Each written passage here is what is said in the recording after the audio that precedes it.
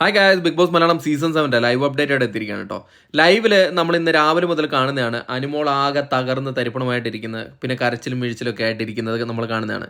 രാവിലെ തന്നെ റെന ഫാത്തിമയായിട്ടുള്ള ഒരു അടി, അതിനുശേഷം അപ്പാനി ശരത്തും അക്ബർ ഖാനുമായിട്ടുള്ള ഒരു അടിക്ക് ശേഷം വളരെ വിഷമിച്ച് കരഞ്ഞുകൊണ്ടിരിക്കുന്ന ഒരു അനുമോളെയാണ് നമ്മൾ കാണാൻ കഴിയുന്നത്.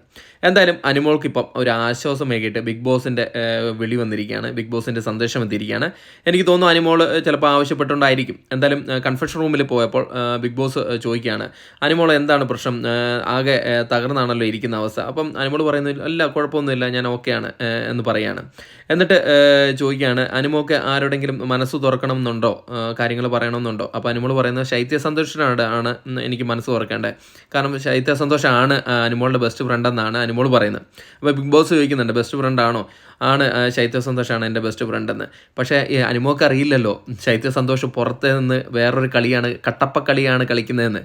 എന്തായാലും അനുമോളുടെ അടുത്ത് ബിഗ് ബോസ് ചോദിക്കുകയാണ്, വേറെ ആരോടെങ്കിലും എന്തെങ്കിലും പറയണോ, മനസ്സ് തുറക്കാനോ വല്ലതും ഉണ്ടോ എന്ന് ചോദിക്കുകയാണ്. അപ്പം പറയാം, എനിക്ക് വീട്ടുകാരെ കാണണമെന്നൊക്കെ തോന്നുന്നുണ്ട്. അപ്പം പറയാണ്, ബിഗ് ബോസ് പറയണം, എന്നാൽ ശരി പറഞ്ഞോ, ഇവിടുന്ന് പറഞ്ഞോ, വീട്ടുകാർ കണ്ടോണ്ടിരിക്കുകയാണ്, പറയുകയാണ്. അപ്പം അനുമോൾ പറയാണ്, പപ്പ, അമ്മ, അമ്മ, ഞാൻ ഇവിടെ സുഖമായിട്ട് തന്നെയാണ് ഇരിക്കുന്നത്, എനിക്ക് കുഴപ്പമൊന്നുമില്ല, ഞാൻ കരയുന്നതൊക്കെ ഞാൻ സ്ഥിരമാണ്, നിങ്ങൾ കാണുന്നതല്ലേ, ഞാൻ അങ്ങനെ കരയുന്നതൊക്കെ വ്യക്തിയാണ്.